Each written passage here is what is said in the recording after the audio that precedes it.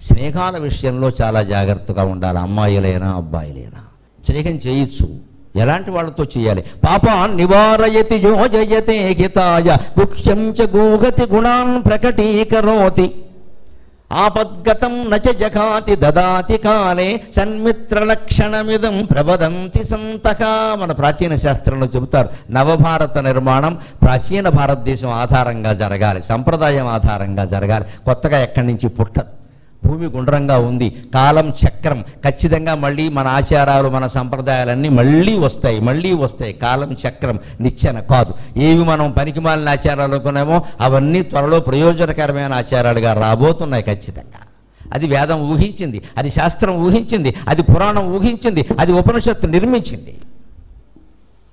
అదే ఈ సులకం. నీవు స్నేహాన్ని ఎంచుకునేటప్పుడు కొన్ని క్వాలిటీస్ చూసుకో. 6 లక్షణాలు ఉండాలి. పాపాన్ నివారయతి, మనకి తప్పుడు ఆలోచన వస్తే వాడు దాన్ని పరిహరించాలమ్మా. అటువంటి స్నేహితులు కానీ స్నేహితురాలు కానీ ఇదేంట్రా ఇలా ఆలోచిస్తున్నావు పొరపాటు అని చెప్పగలగానే చాలా సహజమే, పద వెళ్ళిపోదాం అన్నట్టుగా ఉండకూడదు. ఇక్కడ ప్రతిదీ సహజమే ఈ రోజుల్లో.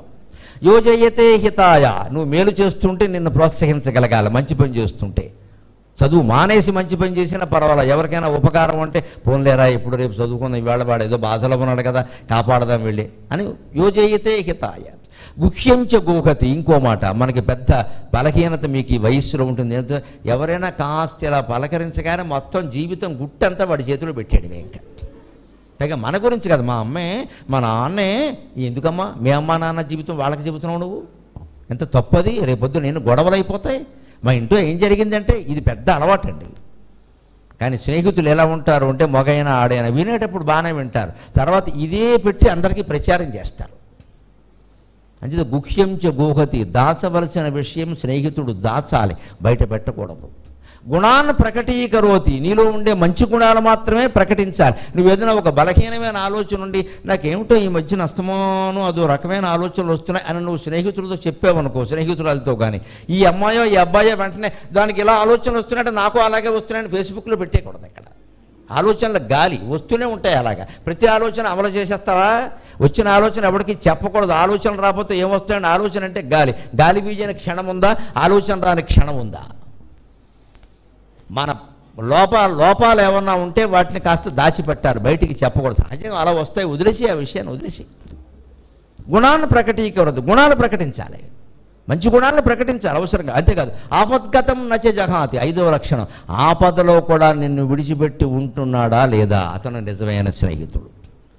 మనకు ఆసుపత్రి వచ్చింది, అనారోగ్యం వచ్చింది, ఆసుపత్రిలో ఉన్నాం, మన దగ్గరికి రావాలి, చూడాలి, అమ్మా నాన్న వచ్చేలోగా కాస్త కాపాడాలి. ఈవేళ నిజంగా నేను చిన్నవాళ్ళైనా మిమ్మల్ని ఆశీర్వదించి చెబుతున్నానండి, మీలో అటువంటి స్నేహితులు చాలా ఉన్నారు. తల్లిదండ్రులు రాకముందే మీరు వెళ్ళిపోతారు ఆసుపత్రికి, అనుమానం వల్ల ఆ స్నేహభావం యువతరంలో ఉంది బాగా. నేను చూశాను నా పిల్లల విషయంలో కూడా.